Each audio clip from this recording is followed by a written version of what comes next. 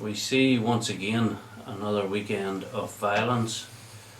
We see in Strabane where they hijacked a vehicle and made the taxi driver drive it to a location, said there was a bomb in it. Now, I wonder was one of the guns used the same gun that they fired over this scumbag's coffin, who was an IRA man or a dissident or whatever you want to call them. But at the end of the day, they're all the same. This is where people get confused. Whenever you've all got the same objective and the same aim, you might have different approaches how you get there, but you're all heading in the same direction. It's a bit like a football team. You know, everybody plays their own wee game, but you're all on the same team.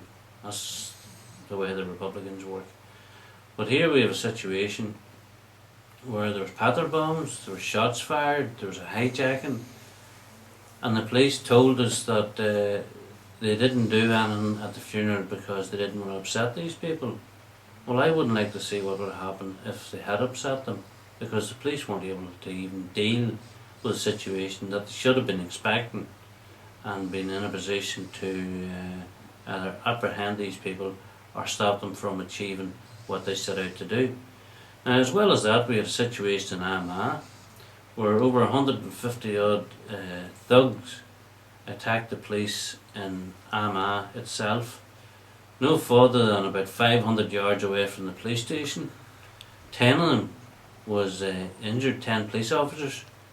They basically hadn't got the support to back them up. And whenever the support did arrive, there wasn't enough of it. They ended up getting their vehicles smashed, the windscreens of the cars, they were attacked and injured themselves. So the people who came to the rescue needed somebody to come to their rescue.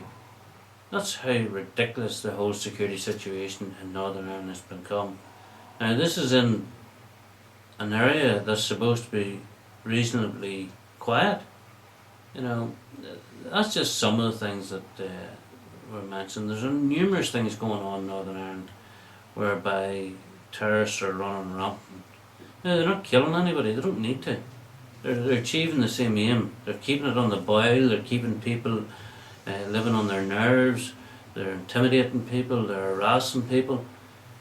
Why kill somebody? Because it only creates more attention worldwide. At the minute, the police press team and the government are able to keep a lid on this because it is not really that dangerous as far as they would see it. Nobody's dying, so you must be okay. But as a mate of mine one time, he was shot. The news report said he wasn't seriously injured. Like a lump that you could have put your fist into in his arm was out of it, and his leg was nearly in two, where he was shot in the shoulder and the leg. And it's like he said at that time, I wouldn't like to see what they would call serious. But that's exactly what this is all about. Unless you're dead, it's not serious, as far as the government and the police goes. Now, we have situations where some of the people who were at that funeral are supposed to be upstanding members of the community. We have an individual who works with a kitchen firm just over the border. Now, the firm makes kitchens, are respectable enough people. The problem is they have these people who will be going into other people's homes to measure up till perhaps fit the kitchen.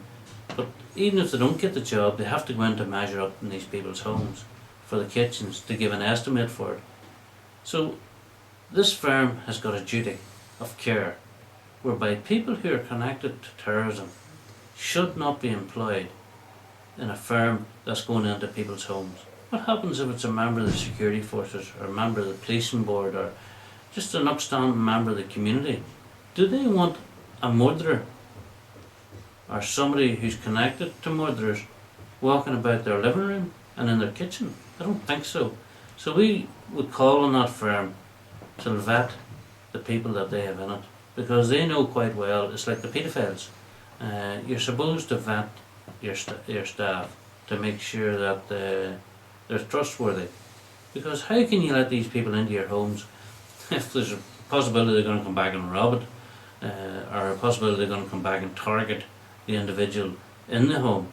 So we will be writing to the firm, we'll be asking them to remove this individual from their workforce, which they have a legitimate right to do. And in the future, we intend to talk to other firms who have got well-known murderers working for them, especially when they go into a situation where they're going into people's homes. It can't be acceptable, has to stop. The other thing I would say is that some of these boys are well-known sex offenders as well. Firms need to look at that as well. Just because they're Republican doesn't mean that they're respectable. Far from it. They're using the so-called Republican cause to cover up their paedophile activity and their other things they're accused of, robbery and all this sort of drugs and all that sort of stuff. But anyway, I just want to make it clear that we are watching, and the world is starting to find out about your robberies, about your drug dealing, about your prostitution, and all the other things that you are involved in. And some of these people who think they're upstanding members of the community, and the community doesn't know, well, they do know, and any that doesn't know, we will make them aware as soon as we find out. Just watch the spot as far as these scum goes.